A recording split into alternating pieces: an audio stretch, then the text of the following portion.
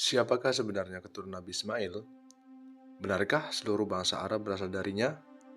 Ataukah anggapan itu terlalu disederhanakan? Untuk menjawabnya, kita perlu melihat sejarah, tradisi keagamaan, dan catatan para sejarawan. Dalam tradisi Islam, Ismail adalah putra Nabi Ibrahim dan Hajar. Setelah tinggal di wilayah Mekah, Ismail tumbuh dewasa, menikah, dan memiliki keturunan. Bersama ayahnya, ia juga dikenal sebagai salah satu tokoh yang membangun kembali Ka'bah. Beberapa sumber sejarah dan tradisi Islam menyebut bahwa Ismail memiliki 12 putra. Nama-nama mereka juga disebut dalam Alkitab. Dari garis keturunan inilah kemudian muncul berbagai suku yang hidup di Jazirah Arab bagian utara.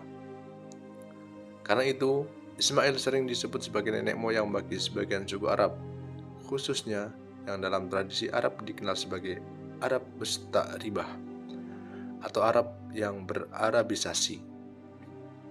Mereka kemudian berbaur dengan suku-suku Arab yang telah lebih dahulu mendiami Jazirah Arab. Namun, penting dipahami bahwa tidak semua bangsa Arab secara historis ditelusuri berasal dari Ismail. Dalam tradisi Arab sendiri dikenal pembagian antara Arab Ba'idah, Arab Aribah, dan Arab Musta'ribah. Artinya, asal-usul bangsa Arab jauh lebih beragam daripada sekedar satu garis keturunan. Dalam tradisi Islam, garis keturunan Nabi Muhammad SAW diyakini bersambung kepada Nabi Ismail melalui suku Quraisy. Karena itu, Ismail memiliki kedudukan yang sangat penting dalam sejarah Islam. Sementara itu, dalam tradisi Yahudi dan Kristen, Ismail juga diakui sebagai putra Ibrahim.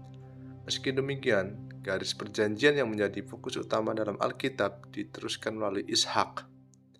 Perbedaan penekanan ini yang kemudian menjadi salah satu pembeda pandangan antara tradisi Abrahamik.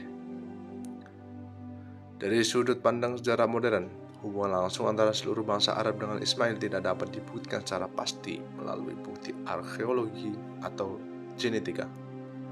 Banyak kesimpulan mengenai silsilah kuno berasal dari tradisi lisan dan naskah-naskah keagamaan yang memiliki nilai penting bagi para pemeluknya, tetapi tidak selalu dapat diverifikasi sebagai fakta sejarah.